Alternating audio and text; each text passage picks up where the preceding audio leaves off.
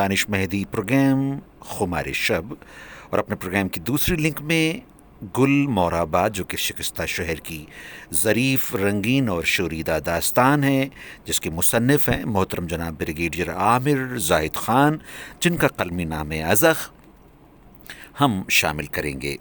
صاحبو، آج ہم اسٹارٹ لیں گے صفحہ نمبر 146 سے۔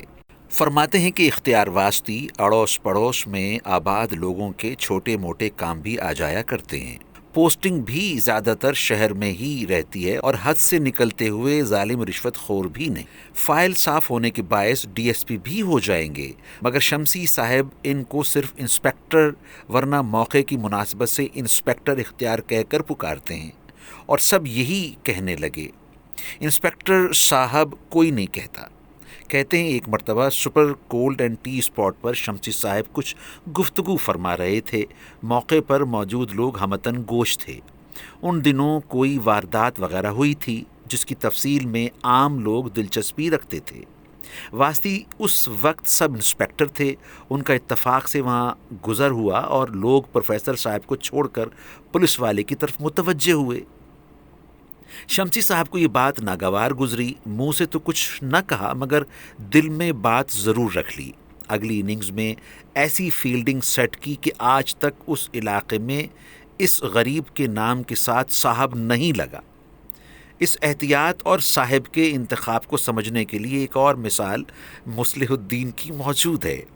مصلح اسکینڈینیوین کو شمسی صاحب کبھی مصلح میاں، اور جب کبھی موڈ میں ہوں، بالخصوص جب ان دونوں مخاطبین کے ہمراہ تیسرا کوئی موجود نہ ہو، تو انہیں مصلح صاحب بھی پکار لیا کرتے ہیں، لیکن ایسا شاذر ہی ہوا کرتا ہے۔ یوں سمجھ لیجئے 10 میں سے 1.5 مرتبہ تقریباً۔ بی ڈی باقری نے بینکنگ کیریئر میں جہاں بے دریغ کامیابیاں بھی سمیٹیں، وہیں ایک اور خاص کامیابی یہ کہ خاصی بڑی تعداد میں ان کے ایسے ارادت مند موجود ہیں جو باقری سے گہری روحانی عقیدت رکھتے ہیں۔ یہ عقیدت مند مختلف بیماریوں پر دم کروانے کے لیے رجوع کیا کرتے ہیں، اور باقری انہیں پانی پر دم کر کے دیتے ہیں۔ اپنے دم کیے پانی کو باقری اور ان کے ارادت مند آب شفا سمجھتے ہیں۔ ان کے گھر کے اوپری کمرے کے ایک گوشے میں پلاسٹک کی بوتلوں کا جم گھٹا رہتا ہے جو بغرض پھونک لگوانے کے لیے وصول کی گئی ہوں۔ عقیدت مندوں کے نزدیک باقری کے سابقہ پیشہ ورانہ پرفتن کردار اور ٹریبیونلز وغیرہ میں پیشی کا اس سے کچھ علاقہ نہ تھا۔ دین اور دنیا کی الگ الگ راہ سلوک و منازلیں۔ رہی بات جیل میں قیام کی، تو چند راسخ العقیدہ بیعت گزاروں کے نزدیک جیل کی تنہا شب گزاریوں کے طفیل باقری کی پھونک 2 چند ہو چلی تھی، اور تاثیر میں قوی تر۔ اب یہ اور بات تھی کہ ان شب و ایام کی تلخیوں کے رازدان جیلر اور ان کا عملہ باقری کے متوالوں کی پہنچ سے دور تھا۔ یہ تو سب جانتے ہی ہیں کہ ایک سے بڑھ کر ایک گھاگ اور خطرناک و عادی مجرم جیل یاترا پر پہنچا کرتے ہیں، جنہیں سدھانا عملے کے لیے آسان نہیں۔ البتہ خال خال ہی اس طرف کبھی کسی عام شخص کا دھیان جاتا ہو کہ جیل میں پہنچتے ہی عملہ ایک قیدی سے بہتر ڈسپلن کے مظاہرے کو یقینی بنانے کی عملی تربیت رکھتا ہے۔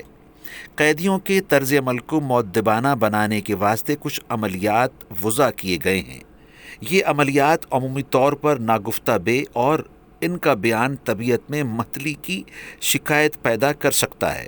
کہا جا سکتا ہے ایک قیدی کو جیل مینول سے فرنٹرنائزیٹ کرنے کے لیے آگاہی کے نام پر سلوک کے خصوصی مدارج سے گزارا جاتا ہے، جس میں بیرک کی جھاڑو دلوانا، خوراک بند کر دینا، نیز گرمی میں تندور پر چپاتیاں لگوانا یا غسل خانوں کی صفائی شامل ہے۔ یہ نرم ترین اور گفتنی مراحل ہیں۔ بیرک کے دیگر ساتھی قیدیوں کے ساتھ ایکلیمائزیشن کے لیے مزید سککائی کی تفصیل بھی نہیں ہو پاتی۔ بے دریغ بی ڈی باقری کو بھی اسی راہ سلوک سے گزارا گیا۔ لیکن باہر آ کر انہوں نے کسی پر اس کا شائبہ تک نہ ہونے دیا، بلکہ اپنی باڈی لینگویج کے اعتبار میں بڑھوتی دی۔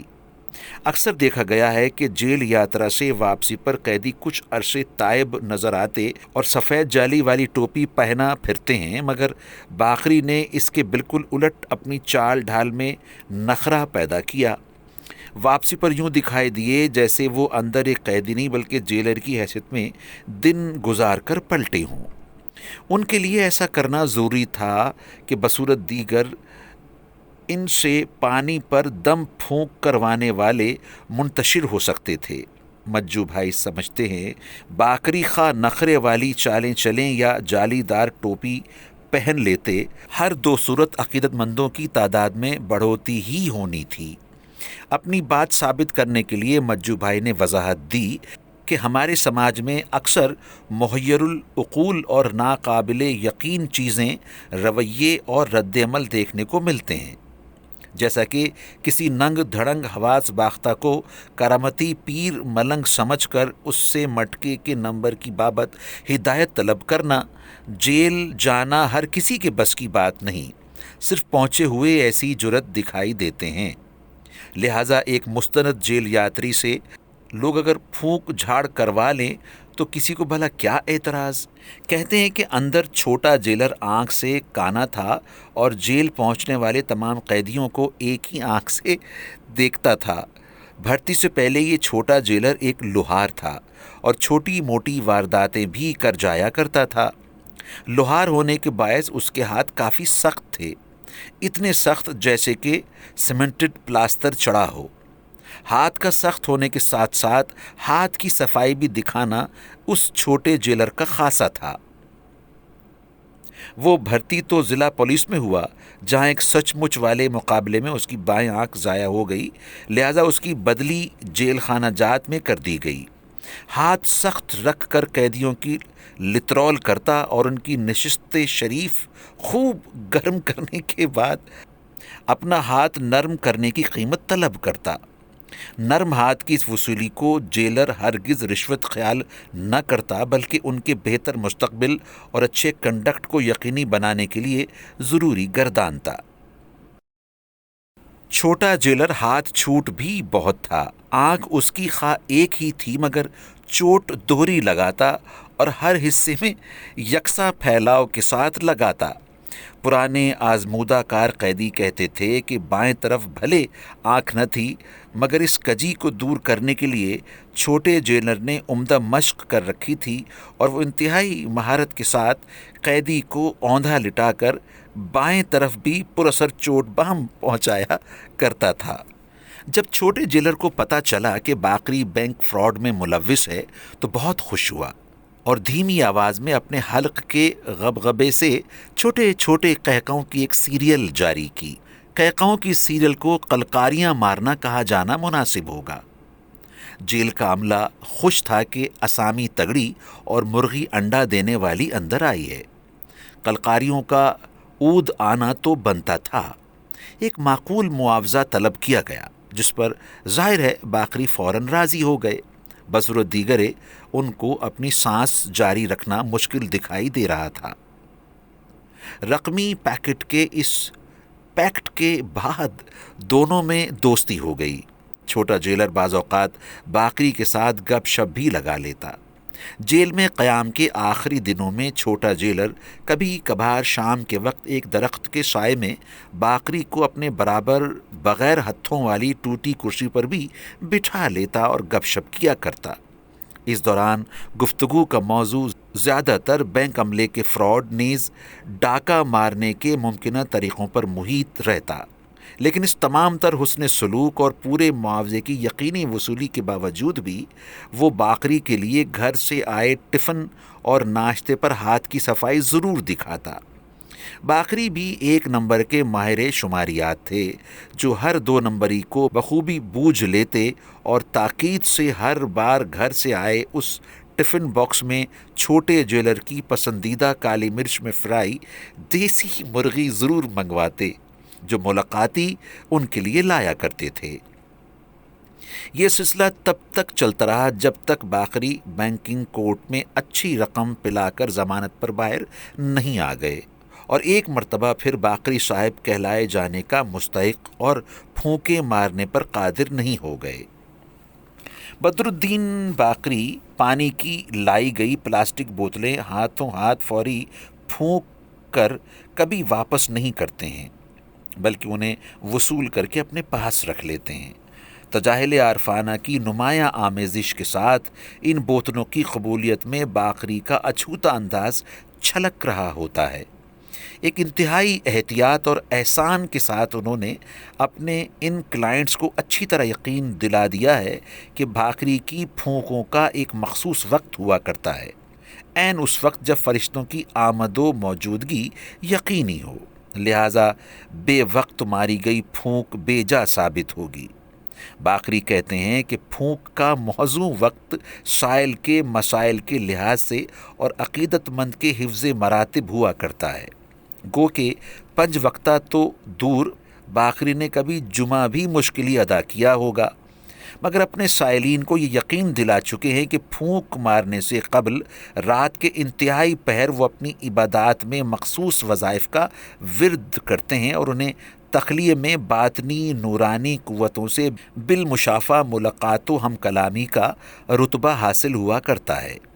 باقری کے مطابق یہ وہ وظائف و اوراد ہیں جو ہر کس کو 40 سال کی ناقص چلہ کشی کے بعد بھی نہیں ملا کرتے۔